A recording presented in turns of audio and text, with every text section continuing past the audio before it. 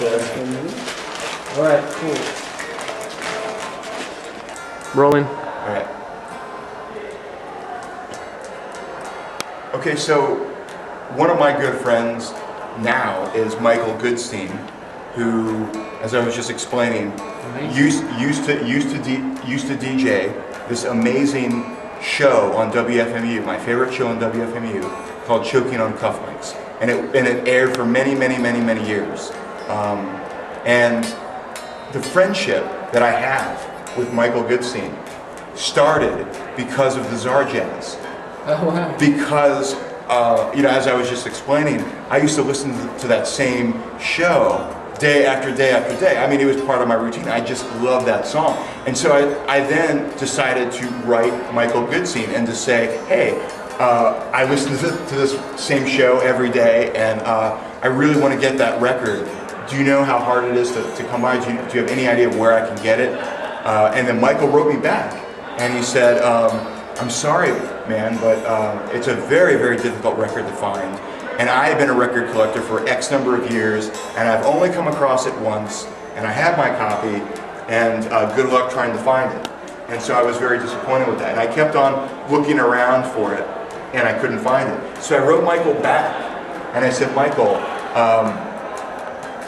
I hate to ask. I don't want to be that guy, but I have to be that guy. So I'm going to ask, is it at all possible if you could perhaps maybe transfer your vinyl record onto CD for me, just so I could have a physical copy of that song, and I can listen to it in my car when I'm driving around? And he wasn't keen on doing that for me. So I was sort of that, and actually I started to bribe him. I said, look, I know it's a pain in the butt. I'll pay you whatever to do it. And I didn't get a response from him. Meanwhile, I continued to look month after month after month after month.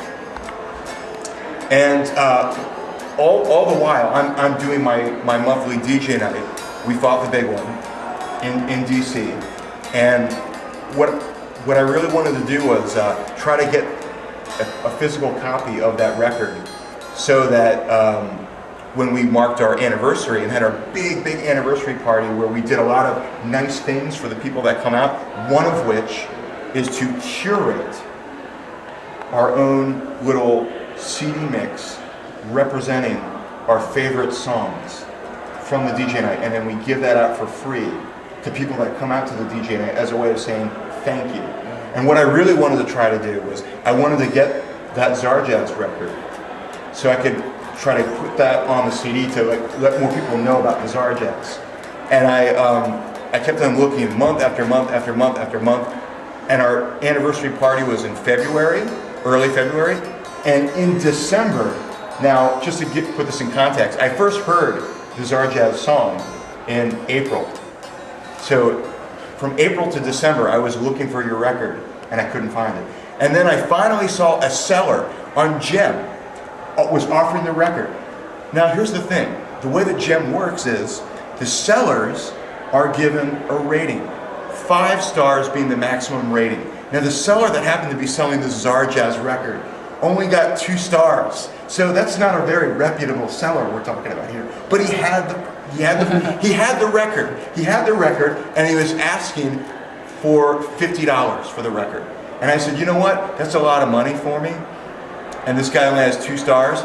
But if there's a chance that I can get this record, if there's just a chance I can get the record, I'm going to take that chance. And so I sent the guy $50, and lo and behold, he sent me the record. I got it.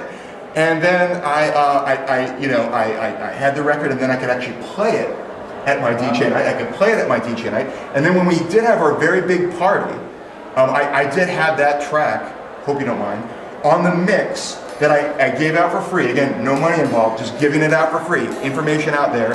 And then so people were coming away with that CD, listening to it, and then coming to the DJ night the next months, and in the ensuing months, requesting that I play the Zarjaz.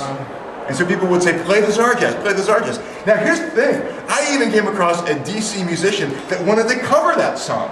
They were so taken with Luna Love. Yes. So what I wanted to say was, that song was just really affected me. I love it so much.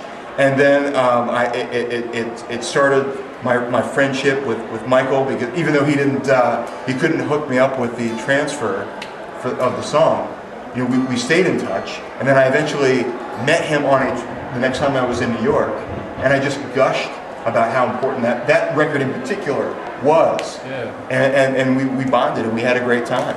And we're still friends to this day. Yeah. So that's my story. That's my story.